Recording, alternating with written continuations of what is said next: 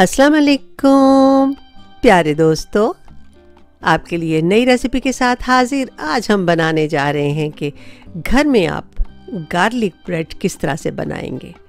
तो चलिए हम आपको दिखाते हैं कि हमने इसको किस तरह से बनाया है। तो चलिए हमारे साथ चीज़ों की तरफ चलते हैं। हमने यहाँ पे 2 अदद ब्रेड रखी हैं। आप किसी तरह की भी ब्रेड लेना चाहें, आप सादी ब्रेड के ऊपर भी बनाना चाहें तो आप बहुत आसानी से बना सकते हैं। और इसके ऊपर लगाने के लिए हमने यहाँ बटर रखा है, चीज़ रखा है, थोड़ा सा ऑलिव ऑयल भी जाएगा और धनिया को हमने बहुत बारीक अच्छी तरह से पीस लिया है। थोड़ा सा पार्सले भी शामिल करेंगे। लहसुन को हमने रोस्ट किया है। इस तरह से हमने इसको चूल्हे के ऊपर रख के मुकम्मल तौर पे इसका जो छिलका है उसको जला दिया है। और अब इसको हम अच्छी तरह से साफ़ कर लेंगे। लहसुन को जितना भी जला हुआ हिस्सा है ऊपर से उसको उतार दीजिए। इस तरह से इसको साफ़ कर लीजिए और साफ़ करने के बाद इसको थोड़ा सा पानी के साथ वॉश कर लीजिए। हमारा लहसुन जो है वो तैयार है। ये देखिए इस तरह से हमने इसको सारे को साफ़ कर लिया है। इतना ज़्यादा नहीं आपने जलाना कि जो लहसुन है वो अंदर तक जल जाए, इतना जलाना है कि इसके अंदर खुशबू आ जाए। तो यहाँ पे हमने एक बड़े प्याले में मक्खन डाला है, साथ ही साथ हम इसके अंदर चीज़ शामिल कर रहे हैं। जौन सा भी चीज़ आपको अच्छा लगता हो, आपको पसंद हो डालना, आप वो इस्तेमाल कीजिए। हमने यहाँ पे मोज़रेला डाला है और साथ ही थोड़ा सा ऑलिव ऑयल भी डाल दिया है।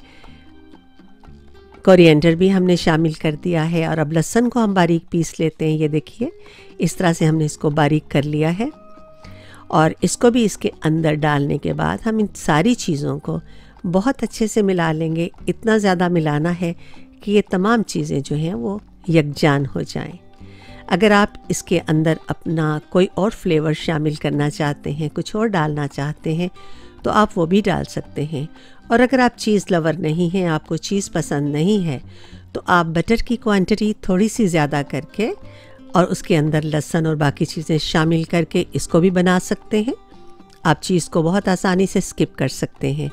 तो चलिए अब ब्रेड की तरफ चलते हैं और इनको हम दरमियान में से लंबाई के रुख इनको काट लेते हैं। ब्रेड अपनी तैयार करके हम रख लेते हैं। और ये जो हमारा मिक्सचर हमने बना के रखा है इसको बहुत आराम से ब्रेड के ऊपर हमने लगाना है। बहुत थिन सी इसकी हमने लेयर लगानी है, लेकिन इतनी थिन भी नहीं कि पता ही ना चले। तो ये देखिए इस तरह से हमने इसको लगाते चले जाना है। और इनको ब्रेड को तैयार करके आप साइड में रख लीजिए। ओवन हमने गर्म होने के लिए छोड़ दिया है। और ये हमने इस तरह से इसको लगा लिया है। तो इनको लगाने के बाद हम अपनी बेकिंग डिश जो है उसको भी हमने तैयार कर लिया है। और उसके अंदर हम इन सारे जितने भी हमारे बकेट्स हैं इनको हम इसके अंदर रख देंगे।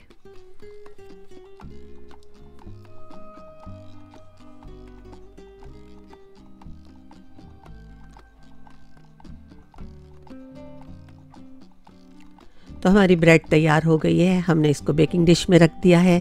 अब ये ऑप्शनल है, अगर आप डालना चाहें तो डालिए। हम इसके ऊपर पार्सले थोड़ा सा छिड़काव कर रहे हैं इसका। अगर आप चाहें तो आप इसके ऊपर चिली फ्लेक्स भी डाल सकते हैं, यह आपकी अपनी मर्ज़ी पर है। तो अब इसको हम 25 मिनट के लिए ओवन में रखने जा रहे हैं। और लीजिए हमारी ब्रेड जो है बन के बिल्कुल तैयार है और बहुत ही क्रिस्पी और बहुत ही मज़ेदार। मोस्ट ऑफ़ टाइम हम लोग ये बाज़ार से लेके खाते हैं, लेकिन जब आप कोई चीज़ घर में बनाते हैं तो आपका फिर दिल नहीं करता कि आप बाज़ार की बनी हुई चीज़ खाएं। तो इसको हम थोड़ा सा तोड़ के भी आपको दिखा देते हैं कि ये कैसी बनी है। बहुत उम्मीद करती हूँ कि आपको मेरी ये रेसिपी पसंद आई होगी। अपने प्यारे प्यारे फीडबैक देना तो बिल्कुल मत भूलिएगा। अगली किसी भी नई रेसिपी तक आप सबसे इजाज़त चाहूँगी। अपना ढेर सारा ख्याल रखिएगा और दुआओं में मुझे भी याद रखिएगा। अल्लाह निगहबान हो आप सबका।